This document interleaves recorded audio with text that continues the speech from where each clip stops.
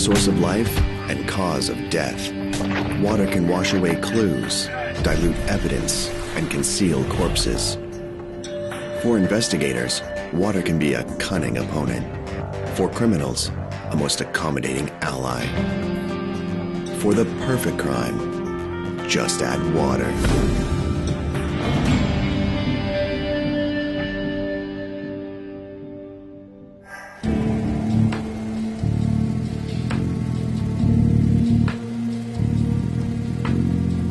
British Columbia lies on the picturesque west coast of Canada. Famous for its natural beauty, it has become infamous for its flourishing marijuana industry. Through the heart of the province runs the mighty Fraser River, which refused to be an accomplice in this complex investigation, rooted in a marijuana grow operation. On June 17, 1994, the captain of a tugboat on the Fraser River makes a grisly discovery. He immediately moors his load and calls the police.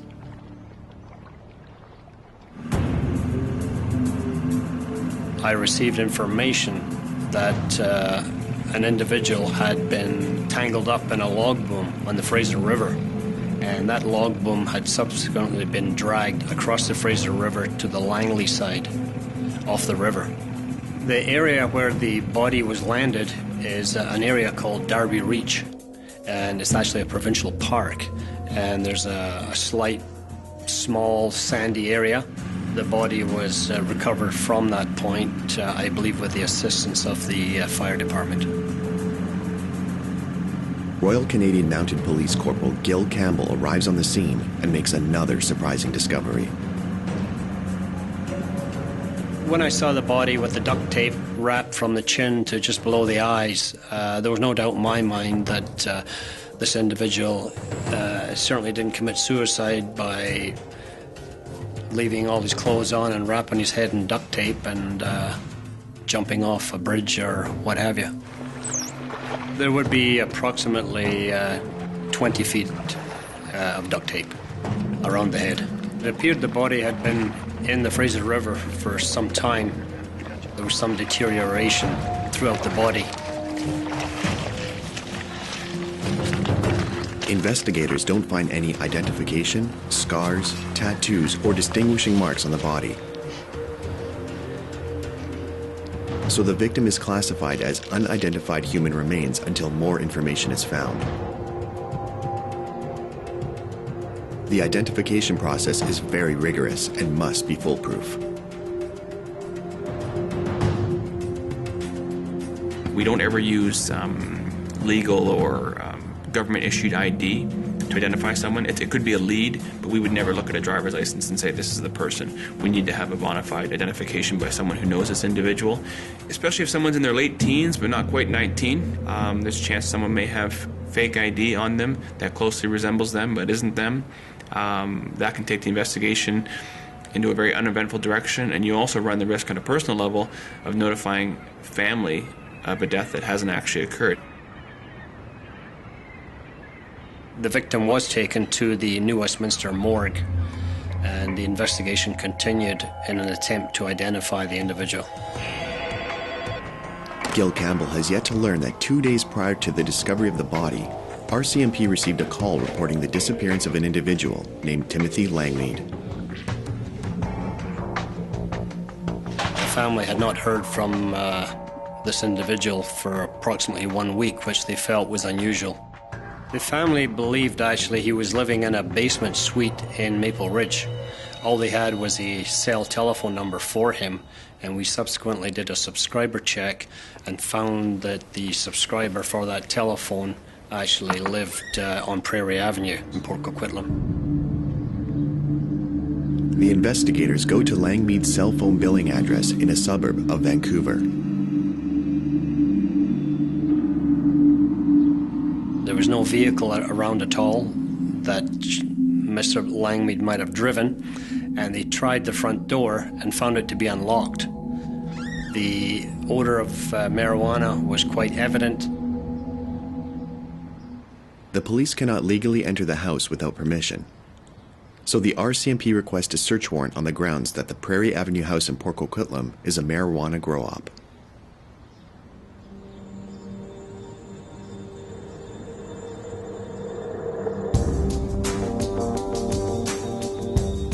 Meanwhile, the autopsy on the unidentified body proceeds.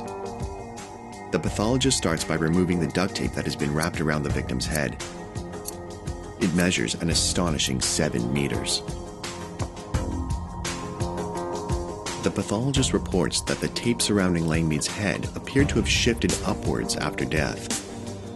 This is probably a result of river currents and the loosening of the skin on the deceased's head, which was due to prolonged immersion in the Fraser River.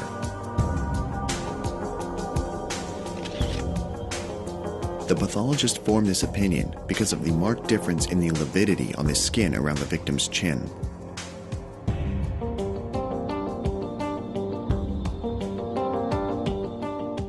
A body floating in water tends to float face down, so blood accumulates by force of gravity in the tissues on the frontal portion of the body. This causes a discoloration known as lividity.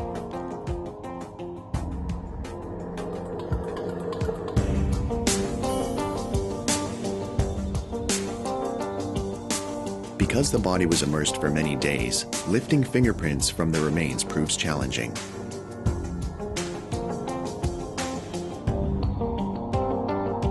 To accomplish this, the forensic identification technician injects a saline solution beneath the surface of the skin. The fluid inflates the wrinkled skin to allow prints to be made. The pathologist reported damage to the liver and spleen, as well as pooling of several hundred cc's of blood in the abdomen. However, the pathologist could not determine if the injuries happened pre or post-mortem. Well, there were no visible external injuries on examination, and I know that he had sustained a number of lacerations to vital organs in his abdominal area. The pathologists and the other investigators also are able to determine with accuracy if an injury was sustained before the person died, or if they're in the Fraser River in a waterway where there's a lot of traffic. I mean, they're going to be constantly experiencing postmortem trauma. The investigation into the disappearance of Timothy Langmead continues. The RCMP discovered that in addition to the house in Port Coquitlam, Langmead also has an apartment in Vancouver. We suspected the individual might be our missing person that had been reported a week earlier. So we went to Vancouver, took various items like beer bottles, CDs, located fingerprints and matched them up with the fingerprints that we had recovered from the victim. The fingerprints from the unidentified remains and those collected from the apartment in Vancouver are a match. The victim is definitely Timothy Langmead. With the autopsy complete, the pathologist reports the victim died of asphyxiation or being deprived of air. It was not possible to determine if the cause was strangulation or drowning. A drowning death is in fact an asphyxial death, so the cause of death was determined to be asphyxia, but just on the circumstances of the case, and the pathologist couldn't determine whether it was the asphyxial component of the tape itself or if it was immersion in the water. There was some evidence to suggest that Mr. Langmead was alive when he entered the water, so he determined that there were two factors in the asphyxial death, which was the tape and the water. The investigators return to Langmead's house in Port Coquitlam. They come prepared to put another suspected grow operation out of business. They quickly locate the source. But they are also looking for clues that will explain Langmead's demise. They subsequently obtained a search warrant under the Narcotic Control Act, came back and found approximately 1,000 plants in the basement of this residence. The illegal cultivation of marijuana in British Columbia is a huge underground industry, estimated to be several $billions. The RCMP are accustomed to this kind of discovery, and they follow procedure. They would have dismantled the entire operation, including plants, lighting, and whatever. That would be all taken back to the Coquitlam detachment and logged in as exhibits. As for clues that would explain the death of Timothy Langmead, There was nothing else in the residence or nothing out of the ordinary other than the fact the basement had been an entire grow-up. It definitely looked like someone was living there. From the neighborhood inquiries, it indicated that Mr. Langmead was the one living there. while the grow-up is being dismantled, police canvass the neighborhood, searching for more information. We learned that one of the neighbors had observed a Mercedes vehicle attend at the residence on Prairie Avenue several times a week. And this neighbor happened to take down the license plate number of the Mercedes. And as a result of that, we followed up, found out who the registered owner was. Alan Gordon was the name of the individual that attended several times each week in the Mercedes. Alan Cash Gordon is well known to police. He has a record for drug-related crimes and is currently on parole.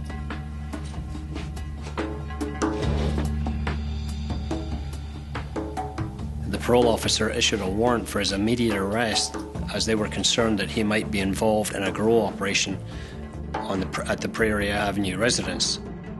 As a result of that, we arrested him. Investigators interview Cash Gordon at the Coquitlam RCMP detachment. He admits knowing Timothy Langmead, but maintains that he only knows him as a gardener who has done landscaping for him. His story was that he sold his information on how to set up grow-ops to individuals, but he personally had no involvement in the Prairie Avenue grow-op, other than the fact he would visit Timothy Langmead as a friend. Mr. Gordon had indicated that the only person who might have known about the grow-op was Mr. Riley. Cash Gordon suggests that the police talk to Barry Riley, who lives in the small town of Lytton, British Columbia, a 3-hour drive from the Port Coquitlam house. Gordon explains Riley was involved in the setup of the electrical system at the Prairie Avenue grow-op. Before police have a chance to talk with Barry Riley, a dramatic event completely changes the course of the investigation. That around the 20th or 21st of June, the residence on Prairie Avenue was torched. There was an arson, and it was confirmed there were 3 hot spots that indicated a fire had been set at the residence. Corporal Campbell and his team realize this is a turning point in their investigation. The question on everyone's mind is simple. Who benefits from burning down a house that has already been busted? And more importantly, why?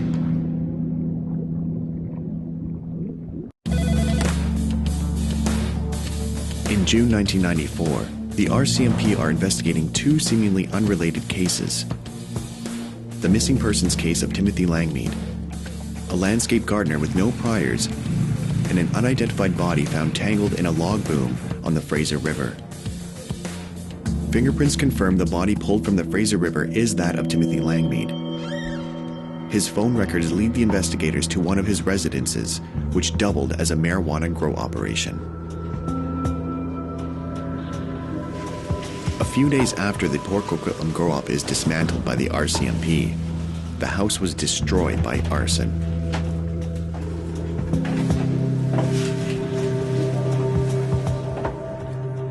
"190 kilometers northeast of Port Coquitlam is a spectacular canyon on the Fraser River called Hell's Gate.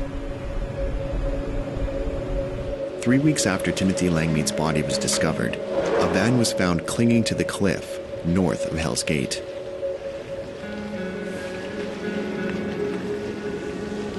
There are no license plates on the vehicle, but police are still able to trace the owner. Through the VIN number on the vehicle, we identified it as being Tim Langmead's. It was found by a tourist who was taking photographs, who had gone to the edge of the cliff drop, and he looked down and saw the van approximately 200 feet down the cliff. We used a tow truck with a long line, and basically the van was pulled up from that location and towed eventually to the Coquitlam RCMP detachment for further investigation by our forensic units. Someone had tried to start a fire inside the van, but obviously on its tumble down the cliff, the fire had gone out. Unfortunately for the investigators, very little usable evidence is found. However, the forensic identification officers keep at it, and their persistence finally pays off. There was a piece of paper recovered from the van, and it appeared it was Barry Riley's pager number. Corporal Gil Campbell now has another reason to question Barry Riley. He and his partner set out for Lytton, 55 kilometers north of Hell's Gate, where Riley is living. And we arranged to meet him at the Lytton RCMP detachment on the 27th of July, 1994. And he was a person of interest at that time because his name had been given to us by Gordon, and we intended on finding out what his relationship was with regards to Timothy Langmead and the residents on Prairie Avenue. The police already know that Barry Riley has unusual family circumstances. His father was a serving member of the RCMP at that time, and the lady that was attached with his father, she was also a member of the drug squad for the RCMP.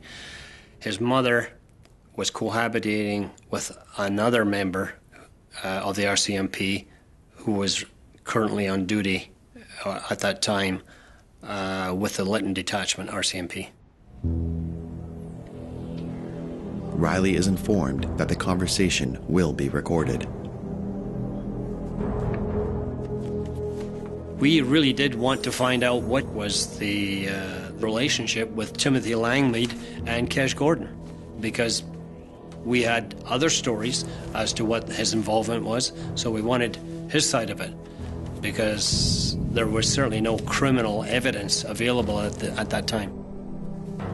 I think he knew that when we had mentioned Kesh Gordon, he obviously realized that Mr. Gordon had told us information about him, that he worked for Mr. Gordon on another grow-up, that he set up the grow-up on Prairie. That information would only have come from Kesh Gordon. It is clear to Corporal Campbell that Riley is well aware of the RCMP's investigation techniques because of his family background. He obviously felt that he might as well come clean on the drugs, because we certainly, with his admission, couldn't charge him for anything drug-related anyway, and he just wanted to distance himself from any homicide. He indicated he had worked for Kesh Gordon. As a matter of fact, prior to the Prairie grow-up, he was looking after another grow-up for Mr. Gordon. I think the reason he gave us the information was to certainly say, look, he's not an angel, and this is what I do, but I don't murder people. Riley admits that he did the electrical installation at the Prairie Avenue grow-up. He also says that he had never been paid for his work. According to Riley, the statement he gave to the police, sometime shortly after the 8th of June, Gordon had driven up to Lytton to contact Riley. Kesh Gordon had threatened him with physical violence. Gordon told him that he has friends with guns, so if he's ripping him off, he better beware. And secondly, he said that Gordon's prints, as well as Riley's prints, would probably be in the residence on Prairie, and he would have to try and get rid of them.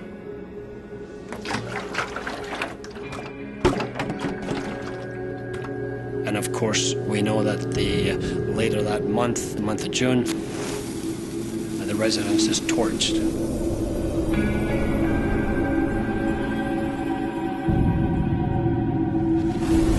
The arson was investigated, and at that time, and even subsequently, no one was arrested and charged.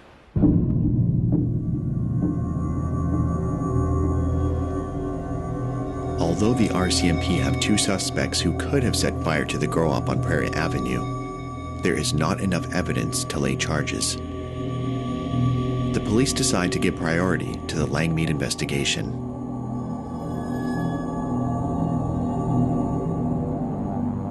After hours of interrogation, Campbell doesn't believe that Riley has told him everything.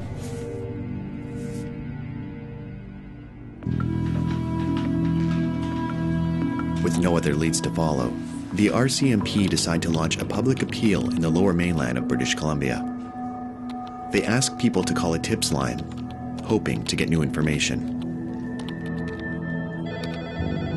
We received a tip from an individual stating that 3 individuals were involved and gave us pertinent details regarding why they went down to Port Coquitlam and what they did. This information was received from the tipster that only a person who was involved would have known. The anonymous tip reveals 3 individuals in question: David Henry, Barry Riley, and a minor. They all live in Lytton.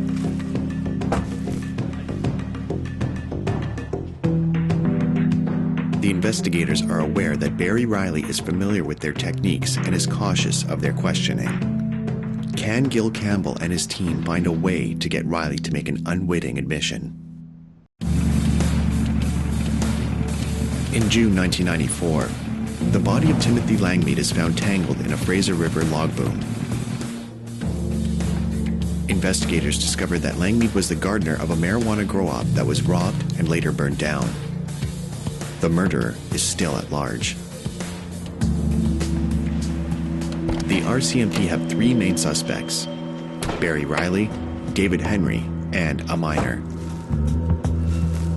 RCMP Corporal Gil Campbell decides to set up an undercover operation. He wants to get Barry Riley to disclose what happened with Timothy Langmead and to implicate his accomplices. Investigators put together a brief of all the evidence they have so far about Langmead, his relationship with the suspects, and the Port Coquitlam grow-op.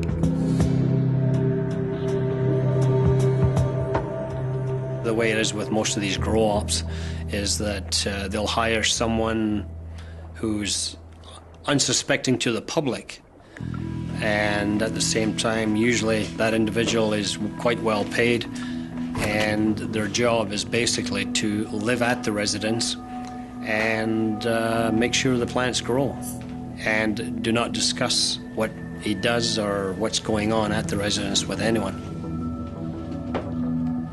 Timothy Langmead's role at the Prairie Avenue residence was strictly as a gardener. His background was a gardener. On any given day, Mr. Langmead would have had to make sure that the plants were getting enough water, also getting enough heat from the heat lamps. As I recall, they were getting about 4 crops a year, the way they had the plants staggered. And of course, once each section of the grow-op was harvested, they would be responsible for cutting it up and bagging it and eventually getting rid of it.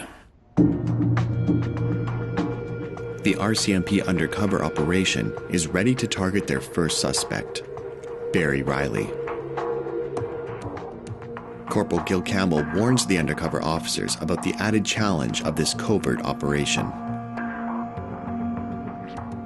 Barry Riley came from a police-oriented family, and there was concerns that he might be savvy to police techniques in areas of investigation and interrogation. After considering various options, we decided to run with the undercover operation, with the target initially being Barry Riley. The undercover team reserves a motel room. They set up hidden cameras, microphones, and recording equipment. They will invite Riley and try to get him to admit his role in the murder of Langmead. Depending on the type of case that we're working on, will really dictate the type of covert equipment we'll use, both audio or video. When we initially assess the case, if we know that it's fairly sensitive and the individuals may be suspicious, then we'll tie it into, build it into a pair of glasses, to a brooch on somebody's lapel, to watches, pens, belt buckle, hearing aid, cell phone, pretty much anything that you can imagine. If we can actually wire a location in advance prior to conducting a sting, then we can use things that will blend into that home or office or whatever the location is. We can use things like clocks, clock radios, little portable radios, motion sensors that are tied into an existing alarm system, alarm panels. We've built them into carbon monoxide testers and smoke detectors. The undercover officers meticulously prepare for their encounter with Barry Riley. When we look at the subject and we get a good understanding of what they do, where they go, who they associate with, everything about them, get them to the point where the investigator knows them as if that they're their best friend. They study all of their movements, habits, things that they like, dislikes, you name it. It's important because you need to be able to not just fit in, but you need to be able to anticipate those potential surprises that are going to catch you off guard. And that fraction of a moment can make or break your case. If your cover is blown, your investigation's over, and all of that work that you've put towards, getting yourself into that situation is gone. The undercover officers convince Barry Riley to meet with them for a chat in the motel room, wired with covert recording equipment. I believe this was late September, early October, 1994. Mr. Riley was suspicious of the two undercover operators. In fact, indicated to them that he believed they were either bikers or police, and either way, he didn't want to associate with them. When a subject has been heated up or is suspicious of any type of investigation around them, it definitely becomes a lot more challenging. The undercover operation with Riley is abandoned. If there is a situation where you know that they're going to be expecting an investigator, an operative, then we'll double up on our investigation. We'll create two stings instead of one. And the first one is the initial attempt to develop the relationship with the subject. And the second one is just hovering in the background, allowing or waiting for opportunity for the subject to draw us in. 2 months later, the RCMP moved forward with Phase 2 of the undercover operation. This time, their target is David Henry. To be consistent, the undercover officers use the same story as they did with Riley. They claim to be gang members. He was actually bragging to the undercover operators to show them how bad he was or how mean he was. Of course, and as time continued and his contact with the undercover operators continued, he came around and told more a story of what we believe occurred. Contrary to his friend Barry Riley, David Henry is a more cooperative subject. He is completely unguarded and unaware that his conversation is being videotaped. After several drinks, he tells them about the events of June 8, 1994. The undercover agents record Henry saying that he and Riley went down to a man's grow-op to steal his money. Riley knew him because he had set up the electrical. Henry boasts that they entered the grow-op and he beat the man in the legs with a steel bar before strangling him with his bare hands. Henry adds that Riley stole $6,000 that was hidden inside a wall, but left the marijuana behind. He also says that he and Riley hog-tied the man and drove him up to Hell's Gate in his own van.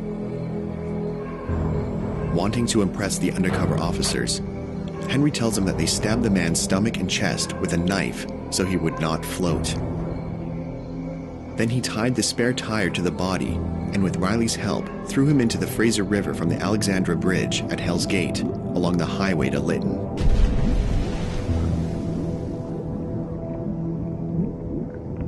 The undercover officers asked David Henry if the body was recovered. He boasts about reading it in the paper and thinking it was cool because he knew they were responsible. When asked what happened to the van, Henry describes pushing it over a cliff into Hell's Gate. The undercover officers decide to move to the next phase of the operation.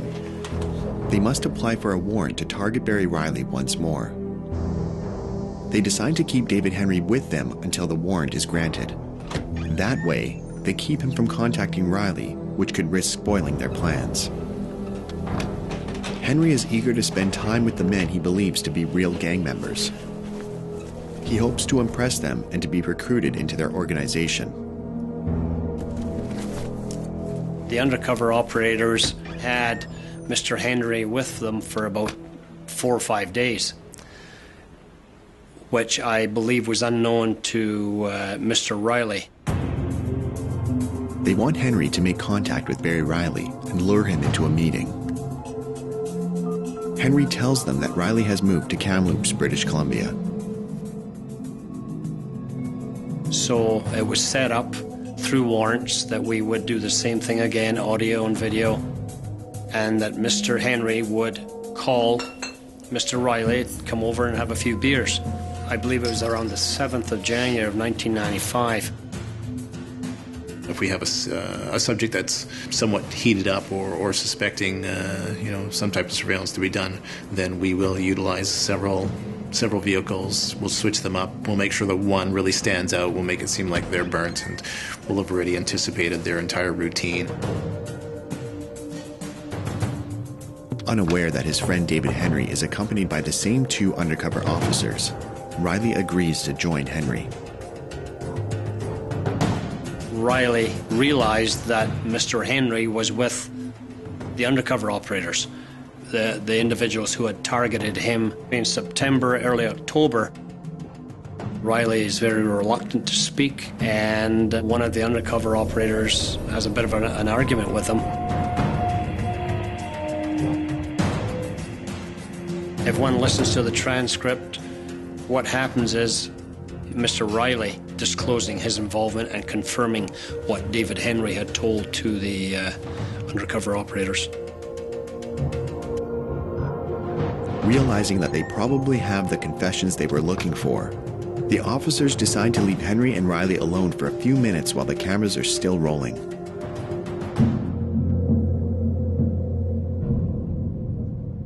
There was a time during this undercover operation in Kamloops when Mr. Riley and Mr. Henry were alone. Riley is heard telling Henry that he doesn't trust these guys, or something to that effect. Will the confessions obtained by the undercover officers be sufficient to arrest Barry Riley and David Henry? Is there enough evidence to find them guilty of murder?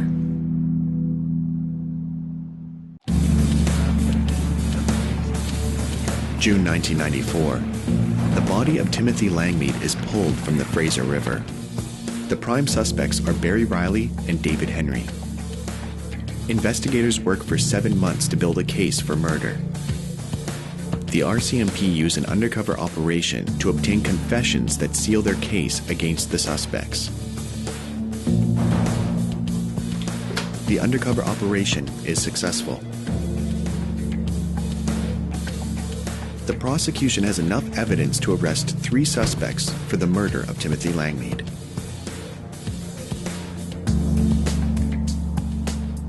Barry Riley, David Henry, and their young accomplice are arrested on the charge of second-degree murder. The suspects are interrogated separately. Investigators are looking for more details to corroborate the statements recorded in the undercover operation. They begin with Barry Riley. Myself and another investigator went in and spoke with him, and he subsequently admitted to his involvement. Barry Riley knew Kesh Gordon for some time. He had worked for him months earlier. He had been hired by Kesh Gordon to do the electrical work and set up the grow-op on Prairie. At that time, he was looking after his own grow-op in another residence in Port Coquitlam.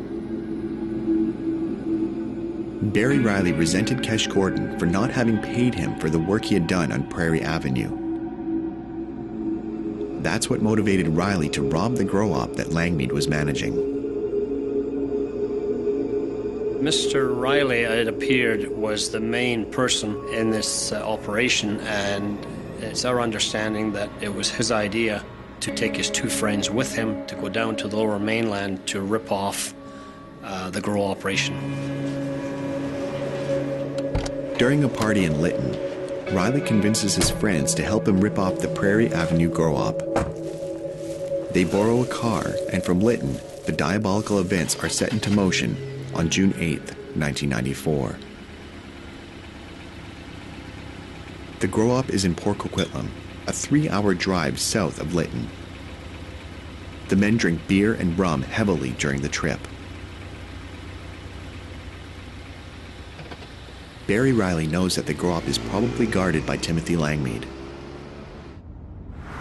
In anticipation of a fight with Langmead, they bring duct tape and rope in case they need to subdue him.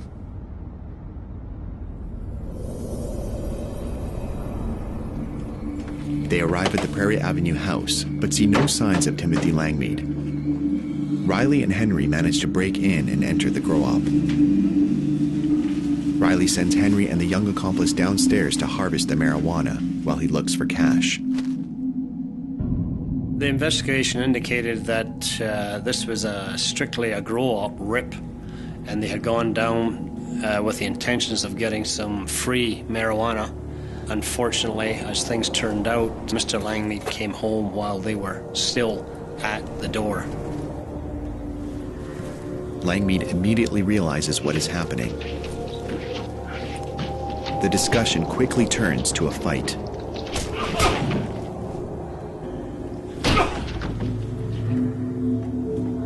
They subsequently tied Mr. Langmead up to a chair in the kitchen. Because he was shouting and he wouldn't be quiet, they subsequently put duct tape around him. Henry tapes Langmead's mouth shut. Riley goes to the basement to help steal the marijuana. David Henry is left alone with Langmead. I believe it was Mr. Henry that put the duct tape around the victim's head.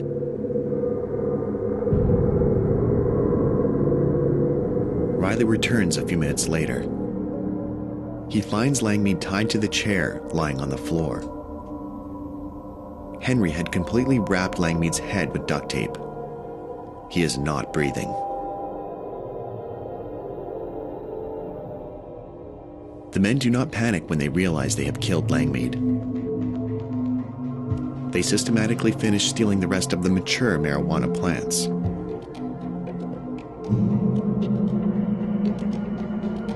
They cut as much as they could, loaded it in the victim's van.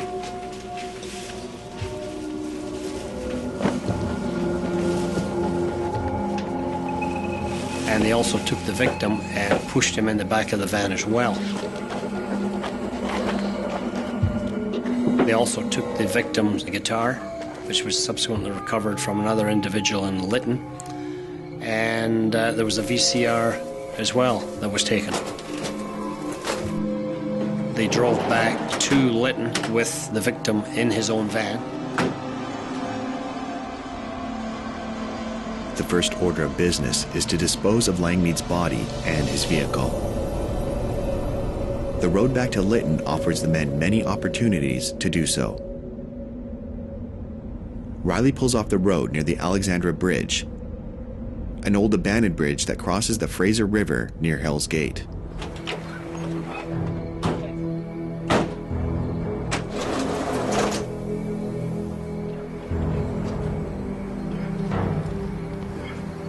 The license plates are removed from the van while Riley and Henry dispose of Langmead's body. They throw the body over the Alexandra Bridge.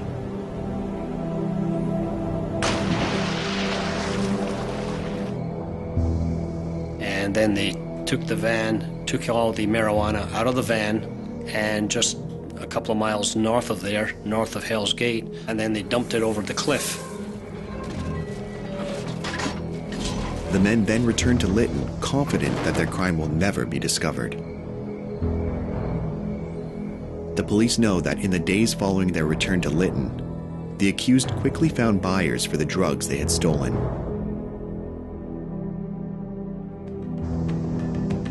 After 10 months, the RCMP has gathered evidence and successfully completed a complex undercover operation to build a strong case. Will it be enough for the prosecutor to convict Barry Riley, David Henry, and the young accomplice for the murder of Timothy Langmead?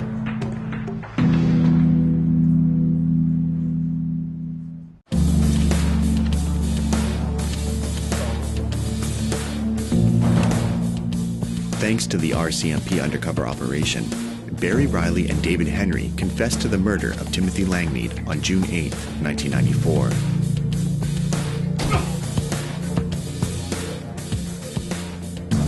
The recorded confessions of the two defendants explain in detail how they beat him, wrapped his head in 7 meters of duct tape, and threw his body into the Fraser River.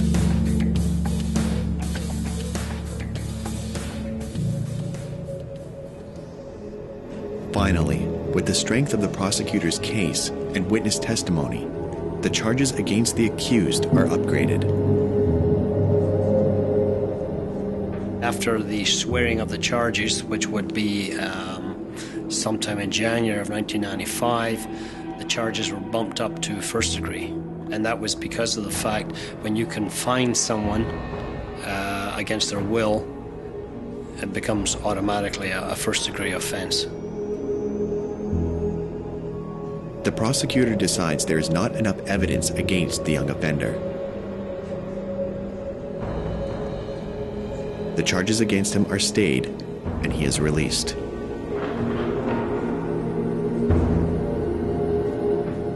The trial of Barry Riley and David Henry continues. One of the first witnesses brought to the stand by the prosecutor is none other than Kesh Gordon.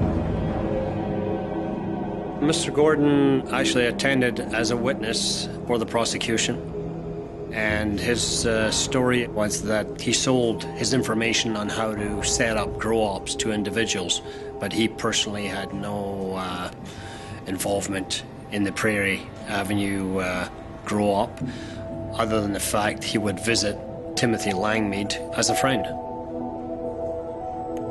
The trial lasts several weeks. The jury delivers a guilty verdict without hesitation. Barry Riley and David Henry are currently serving 22-year prison sentences.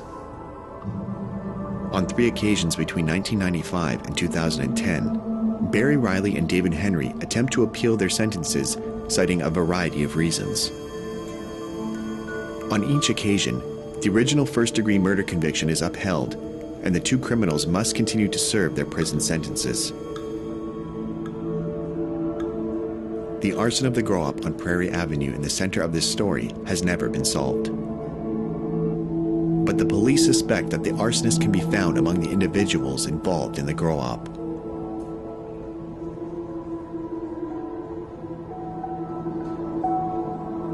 The perpetrators thought by throwing the body into the watery gate of hell, it would disappear forever and that they could go on with their lives. Instead, the river spit out the evidence of their crime and their own lives changed forever. But once again, What could have remained an unpunished crime, drowned in the raging waters of Hell's Gate, turned out quite different thanks to the unpredictable nature of water.